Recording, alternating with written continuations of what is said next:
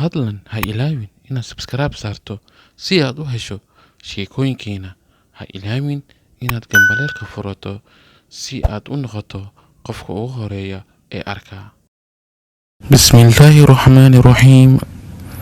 Assalaamu calaykum waraxmatullaahi wabarakaatuh. Xadiiskan waxaa wariyay Bukhari iyo Muslim, waxayna ku tilmaamaan saxiix. Abi Hurayra radiyallahu anhu wuxuu leeyahay waxaan maqlay rasuulka sallallahu alayhi wasallam waxaa jira 3 nin oo reer bani Israa'iil ah. Ilaahay wuxuu ku ibtileeyay baras iyo bidaar iyo nololnimo. Ilaahay wuxuu u soo diray malakii wuxuu ku yiri ninkii baraska lahaa, maxaad jeceshahay adiga? Midab qurxoon, maqaar qurxoon, waxaan iyo dadka igu naceen inay iga baxaan. Waxaa masaxay malagii, waxaana ka baxay cudurkii, wuxuuna siiyay midab qurxoon iyo maqaar qurxoon. Maxaa hanti aad jeceshahay inaad hesho? Geel qaado, waa hal dhalmo ah. Ilaahayna ha kuu barakeeyo. Kadib malagii wuxuu aaday ninkii bidaarta lahaa, wuxuuna ku yiri maxaad jeceshahay inaad hesho? Timo qurxoon iyo inay iga tagaan waxaan ay dadka igu naceen. Malagii ayaa madaxa ka masaxay, kadibna timo qurxoon ayaa u soo baxay. Maxaad jeceshahay hanti inaad hesho? Lo. Tani waa lo xaamilo ah, Allahna kuu barakeeyo.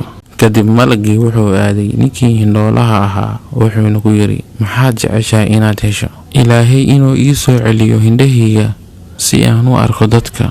Malagii ayaa masaxay, Ilaahayna wuxuu u soo celiyay araggiisa, wuxuuna ku yiri maxaad jeceshahay hanti? Eri qaado, Ilaahay ha kuu barakeeyo. Kii geela la siiyay, geelii ayaa u batay. Kii looda la siiyayna, loodii ayaa u badatay. Kii ariga la siiyayna, arigii ayaa u batay. Muddo badan kadib waxaa yimid malagii oo iska soo dhigay nin maskiin ah, wuxuuna aaday dhankii ninkii baraska lahaa. Wuxuu ku yiri waxaan ahay nin maskiin ah, waxaa iga soo dhammaaday sahaydii safarkayga. Qof aan wax weydiistan ma laha Ilaahay mooyaane. Kadibna adiga waxaa Alla dartii ku weydiisanayaa Allahaasoo ku siiyay midab fiican iyo maqaar fiican iyo maal inaad isiiso neef geel ah si aan u dhammaystirto safarkayga. Amuurta aad ayay ugu adag tahay, mana awoodo.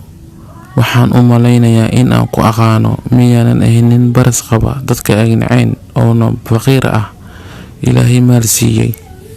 Hantidani waxaan ka dhaxlay awoowayaalkayga iyo kuwa ka sii horeeyay. Haddii aad been sheegaysid, Allah kugu celiyo sidii hore aad ahayd. Baraskii ayuuna dib ugu laabtay iyo sidii hore. Malagii wuxuu aaday ninkii bidaarta lahaa, wuxuuna ku yiri sidoo ninkii hore ku soo dhahay.